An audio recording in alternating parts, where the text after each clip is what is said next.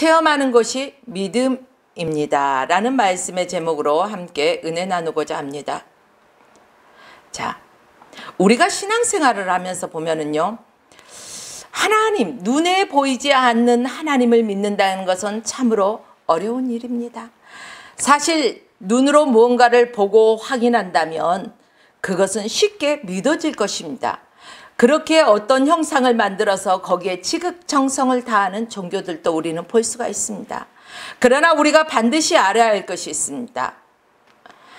우리 눈은 보이는 세상을 보며 살아가고 있지만 눈에 보이지 않는 하나님을 믿고 눈에 보이지 않는 천국을 사모하며 눈에 보이지 않는 이 영혼으로 소통하면서 우리는 살아가고 있습니다.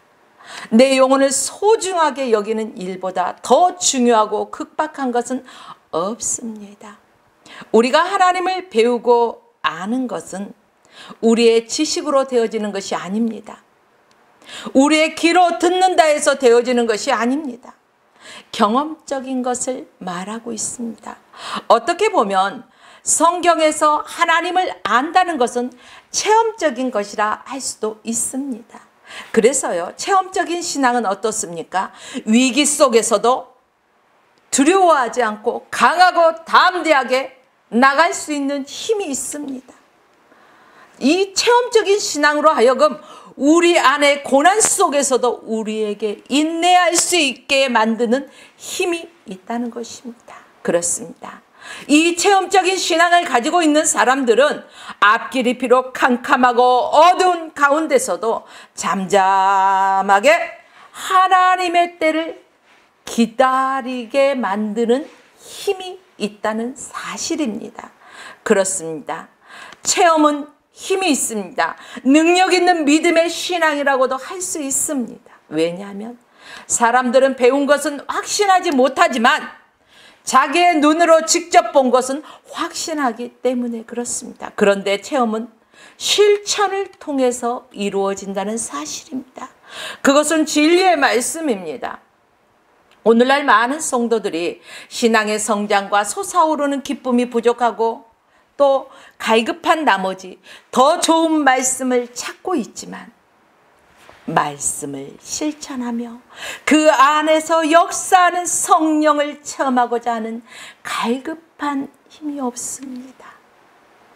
성도 여러분, 오늘 이 말씀을 듣는 중에 보호사 성령을 체험하시길 바라신다면 말씀을 실천하라는 의지를 가지시기를 바랍니다. 그리고 하나님의 말씀을 신뢰하면서 하나님의 말씀에 아멘, 아멘 순종하면서 살아갈 때 우리는 진정 살아있는 하나님의 말씀과 하나님의 역사하심을 더욱 풍성하게 체험하게 되는 은혜를 입습니다. 그러기 위해서는 우리는 첫째 하나님을 믿어야 한다는 것입니다. 본문 20절로 22절 말씀을 다시 읽어보면요, 그들이 아침에 지나갈 때에 무화과 나무가 뿌리째 마른 것을 보고 베드로가 생각이 나서 여짜오되 라삐어 보소서, 저주하신 무화과 나무가 말랐나이다. 예수께서 그들에게 대답하시되 하나님을 믿으라라고 말씀하고 계십니다. 보이지 않는 하나님을 믿으려면 먼저 하나님이 어떤 분인가를 우리는 알아야 합니다. 그래서 우리가 하나님의 말씀을 찾고 또 하나님의 말씀을 읽고 하나님의 말씀을 묵상하고 그 말씀을 생활에 실천하면서 살아갈 때 능치 못함이 없다는 것입니다. 생각으로 항상 바라보고 믿고 입술로 고백하면 그 모든 일들이 기적으로 나타나게 됩니다. 그리고 창세기에서 요한계시록까지 하나님이 어떤 분이신가를 설명해 주고 있습니다. 천지를 말씀으로 창조하신 분이 바로 우리 하나님이십니다. 능력으로 다스리시고 사람을 창조하시고 그들을 죄에서 구원하셨습니다. 그리고 세상을 심판하신다는 것과 영원한 천국을 준비하신다는 것이 성경 전체의 흐름의 가르침입니다. 오늘 본문에서 예수님께서는 제자들에게 믿음이 무엇인지 가르쳐 주시기를 원하셨습니다. 하루는 예수님이 제자들을 데리고 예루살렘으로 들어가는 길에 감람산 기슭에 무화과 나무가 많이 있는 무화과 나무 단지를 걷게 되셨습니다. 그곳에는 무화과 나무가 많이 자라고 있었어요. 그 중에서도 예수님은 가장 잎사귀가 무성한 나무 밑에 가서 무화과 열매를 찾습니다. 그런데 성경은 분명히 말하기를 그때 무화과의 때가 아니었다고 말하고 있습니다. 무화과의 때가 아니었다. 무화과 때가 아닌데도 불구하고 예수님이 무화과 나무 밑에서 무화과를 찾으시다가 무화과를 얻지 못하자 무화과를 향해 이제부터 영원토록 내게서 사람이 내게서 열매를 따먹지 못하리라 라고 말씀하시고 그곳을 떠나셨습니다. 하루 종일 예루살렘에서 일하시고 난 다음에 저녁에 베다니로 나왔다가 이튿날 아침에 또다시 제자들과 함께 무화과 나무가 많은 그 단지를 지나가는데 베드로가 가만히 보니 어제 예수님이 저주하신 그 무화과 나무가 뿌리부터 완전히 말라버린 것을 보게 되었습니다. 그때 베드로가 이렇게 말합니다. 주여, 어제 이 주님께서 저주하신 무화과 나무가 말랐나이다 라고 말하자 예수님은 제자들에게 믿음에 대한 중요한 교훈을 가르쳐 주셨습니다. 예수님은 제자들에게 먼저 뭐라고 말씀하셨습니까? 하나님을 믿으라. 하나님을 믿으라. 이렇게 말씀하셨습니다. 우리가 알듯이 유대인들 제자들은 수천 년 동안 하나님을 믿어왔습니다. 오늘 예배드리는 저와 여러분들도 하나님을 믿기 때문에 오늘 이곳에 와서 하나님 앞에 예배를 드리는 것입니다. 그런데 예수님은 그런 그들에게 하나님을 믿으라 이렇게 말씀하셨습니다.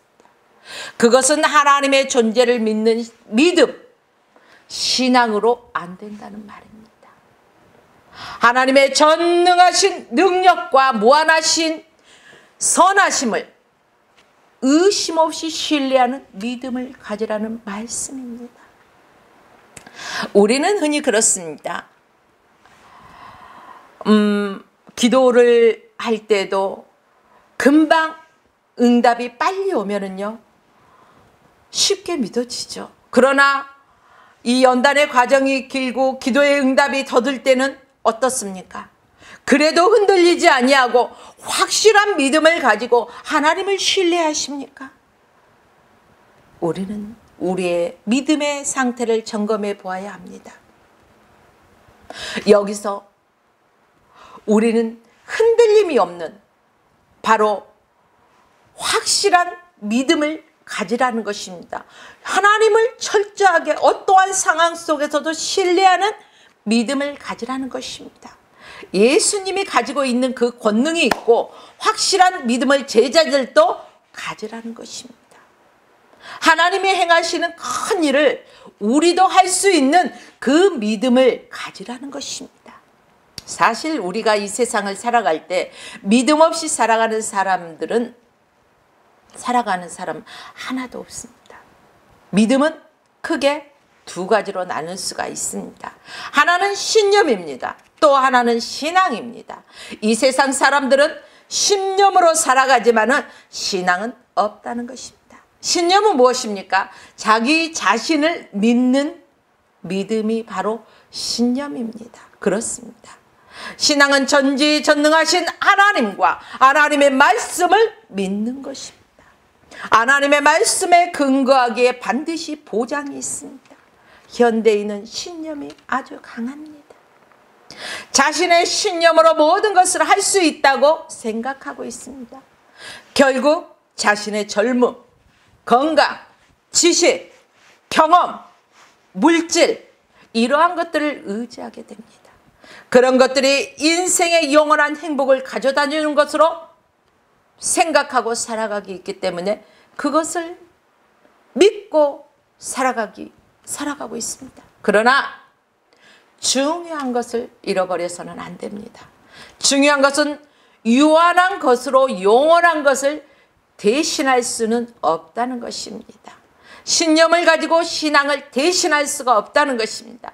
육체를 가지고 영적인 세계를 측정할 수 없다는 것입니다.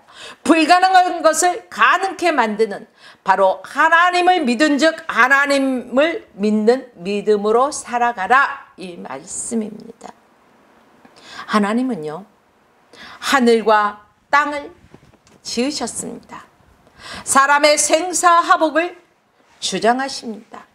우리의 일생 다 가도록 인생길 갈 길을 이미 정해 놓으심을 그 하나님을 저와 여러분이 믿어야 한다는 것입니다. 바로 예수 그리스도 안에서 하나님을 믿고 나가면 우리는 부끄러움을 당치 않는다는 것입니다. 예수 그리스도를 올바로 믿고 나간다면 부끄러움을 당치 않게 피할 길을 주신다는 것입니다. 사랑하는 여러분들이요, 우리는 하나님의 말씀 그대로 되리라는 그러한 믿음이 있어야 하는 것입니다. 본문 23절과 24절 말씀은 내가 진실로 너희에게 이르노니, 왜 진실로 이렇게 강조하고 있을까요? 그만큼 중요하다는 것입니다. 내가 진실로 너희에게 이르노니 누구든지 이 산더러 들려 바다에 던지라 하며 그 말하는 것을 이루어질 줄로 믿고 마음에 의심하지 않으면 그대로 된다는 말씀입니다. 그러므로 내가 너희에게 말하노니 무엇이든지 기도하고 구하는 것은 어떻게 하라고요? 받은 줄로 믿으라. 그리하면 그대로 된다는 것입니다. 너희에게 그대로 되리라. 그런데 어떻습니까? 우리는 성전에 나와서 기도하고 하나님 믿습니다 하면서 기도를 1시간 2시간 열심히 하죠. 그리고 성전 밖을 나가면서 그 고민거리를 그대로 가지고 가지는 않습니까?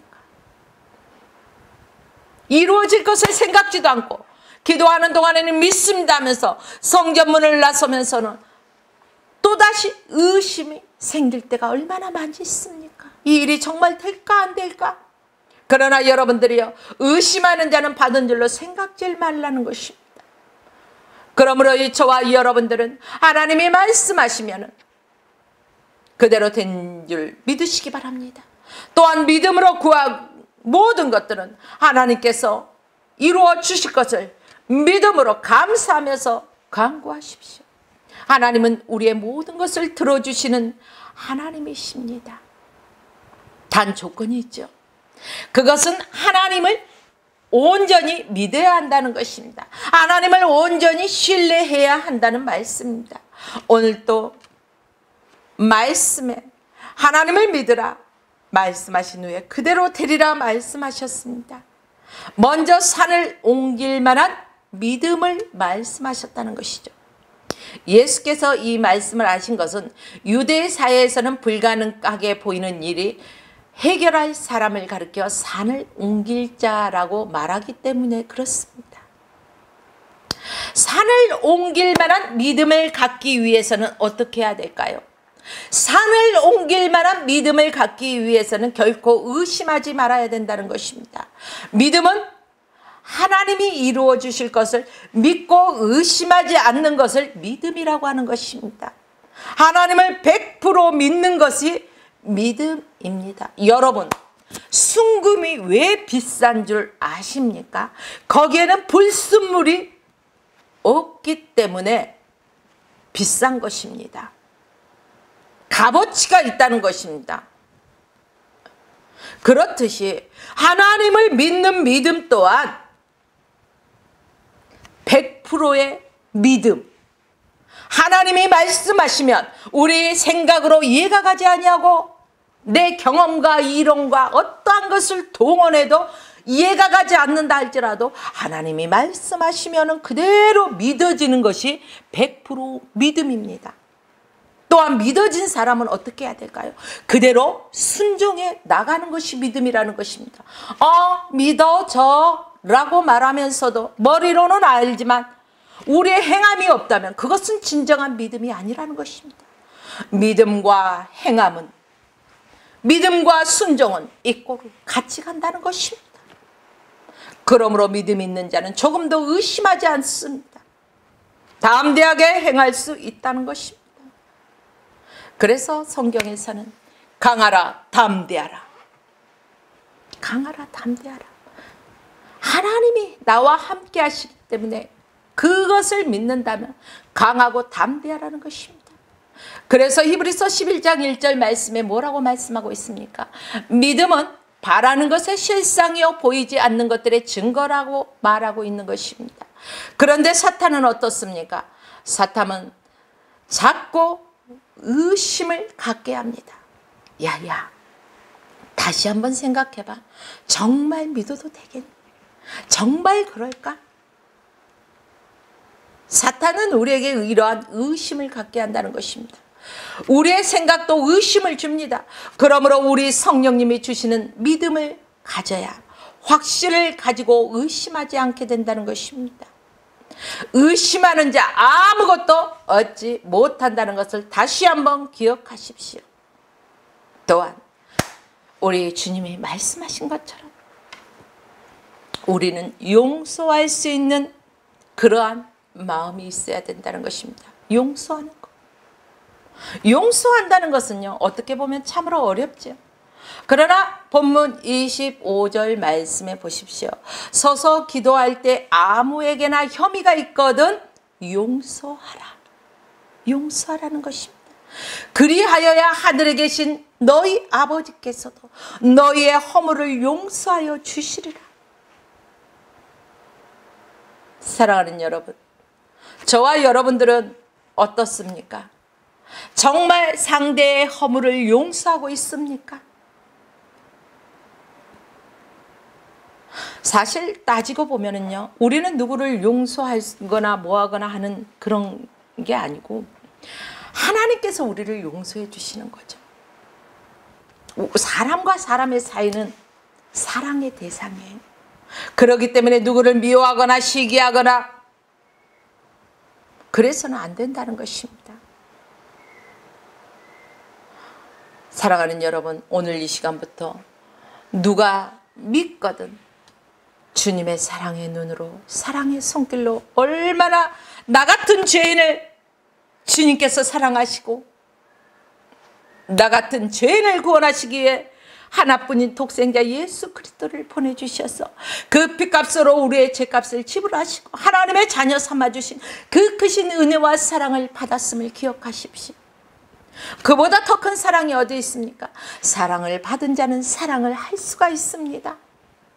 저와 여러분은 하나님의 사랑을, 하나님의 무한하신 사랑을 받았습니다. 그래서 그 크신 사랑이 어떠한 사랑인지 알고 있습니다. 그렇기 때문에 저와 여러분들을 사랑할 수 있어야 된다는 것입니다. 사랑하는 여러분들이요, 그러므로 사랑하는 사람들은 어떻습니까? 용서 못해 이러한 단어를 사용하는 것이 아니라 그랬었구나, 그랬었구나, 그럴 수도 있었겠구나 라며 그 사람의 그 모든 것을 공감해 줄 줄을 또 압니다. 그리고 그 사람을 감싸주고 용서하고 그를 위해서 오히려 축복하면서 기도해 줄 수 있는 것입니다. 이것이 진정한 용서하는 것입니다. 이것이 그리스도의 사랑에서부터 일어나는 것입니다. 성도 여러분, 성도된 우리들의 믿음 생활하는 데 걸림돌을 제거해야 된다는 것입니다. 그 걸림돌이 무엇입니까? 용서하지 못하는 마음입니다. 우리는 흔히 그렇습니다. 머리로는 용서가 되는데 여기서 안 돼. 머리로 용서해서 용서가 된 줄 알았는데 내 눈에 보이는 순간 다시 올라와. 이런 소리들을 할 때가 얼마나 많이 있습니까? 그러나 우리 믿음 생활하는 데에서 이러한 미움이 있다는 것은요, 우리에게 신앙생활하는 데 얼마나 큰 걸림돌이 되는 것을 알아야 합니다. 그러므로 오늘 이 시간 이 말씀을 듣는 사랑하는 성도 여러분, 행여 내 형제, 내 이웃, 내 주변에 사람들 용서하지 못한 사람이 있습니까? 화해하십시오. 용서하십시오. 이 용서하는 마음이 너무너무 중요합니다. 용서하는 마음이 없으면 하나님의 역사를 하는데 걸림돌이 되기 때문에 여러분 하나님의 은혜와 축복을 경험하고 싶지 않습니까? 그렇다면 용서하십시오. 하나님이 바로 우리를 값없이 용서해 주셨다는 사실을 다시 한번 여러분 기억하십시오. 우리가 도저히 갚을 수 없기 때문에 불쌍히 여기신 것입니다. 그렇듯이 우리도 내게 잘못한 사람이 있을 때 그를 불쌍히 여길 줄 알아야 된다는 것입니다. 사람을 용서하는 사람은요, 하나님의 용서를 아는 사람입니다. 내가 용서함 받았기 때문에 이것을 아는 사람은 절대 다른 사람을 향해 원수 갚는 일을 하지 않습니다. 원수는 또 다른 원수를 낳기 때문입니다. 용서란 무엇입니까? 용서란 게 무엇인지 알아야 용서를 하지. 그렇죠? 이웃의 인간성의 연약함을 이해해야 된다는 것입니다. 상대방을 용납할 줄 알아야 되는 것입니다. 그래서 그의 실수도 덮어줄 줄 알고 더 이상의 문제 삼지 않고 상대방과의 관계를 더 나은 관계로 회복해 나가는 것을 바로 용서라는 의미가 가지고 있습니다. 그래 더 잘해보자. 이것이 우리에게서 자연스럽게 흘러나와야 되는 것입니다. 상대방은 나와 똑같은 실수할 수 있는 연약한 인간성을 지닌 존재입니다. 나도 똑같이 죄를 지을 수 있는 존재라고 여러분 생각하십시오. 우리는 모두 연약한 존재라는 것입니다. 사랑하는 여러분, 우리가 어떤 잘못을 저질렀을 때는 상대가 그것에 대해서 어때요? 이것을 수용해주고 덮어주고 또 용서해주기 원하지 않습니까? 그런데 우리는 이해하지 못하고 용납하지 못할 때가 너무너무 많았다는 것입니다. 오늘 이 시간 이 용서라는 단어, 이 단어를 가지고 우리 자신을 되돌아보고 우리는 회개해야 할 것입니다. 우리를 향한 하나님의 용서가 어떠한 조건이 있었습니까? 아니요. 하나님은 우리에게 어떠한 조건을 내세우지 아니하시고 일방적으로 우리의 모든 죄를 용서해 주셨습니다. 무한정적으로 용서해 주셨습니다. 우리 또한 이웃에 대해서 끊임없이 용서해 주어야 할 것입니다.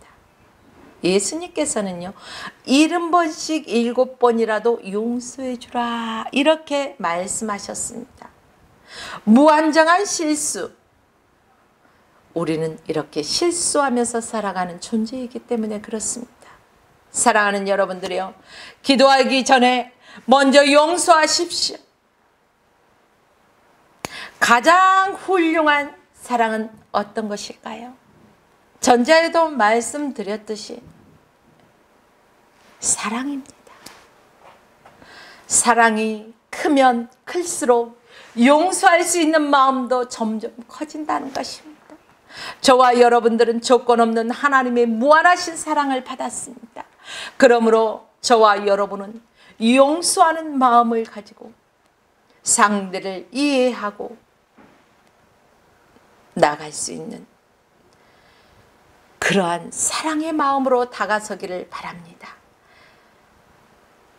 나를 고통스럽게 하던 그 사람을 용서하는 것 참 힘들지요. 그러나 죄인도 악한 자라도 자기를 사랑하는 자는 사랑하는 것입니다.